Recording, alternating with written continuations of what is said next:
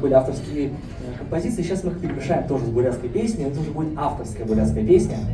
И эта песня называется «Тынгырин Долом Угрын». Как бы перевести, можно перевести как «Созвездие медведицы». Вот. 7 белых старцев, даже так, я так сказал. Вот. И эту песню написал композитор Церни Шизимаев, он очень известен в Бурятии. Вот. А слова написала Долгар Дажиева. И дело в том, что здесь находится, в этом зале, находится землячка поэтесса Долгар Дажиева, Гусит Самбуевна Балонова. Она здесь, это ее любимая песня. Да. Она является солистом ансамбля «Айова». Это ансамбль национальной музыки.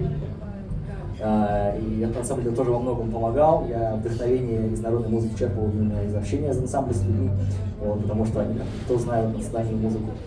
Вот. И она очень любит эту песню петь, она знает слова. Вы самому пойте с нами эту песню. Вы знаете же слова. Но мы решили сделать, короче, ее в таком стиле босса-новой, в таком немножко бразильском стиле, в стиле такой медленный, красивый босса-новый. Можно немножко, если хочешь, медленный танец танцевать. Вот. Итак, Тынгырин Долом Угрын 7 белых старцев.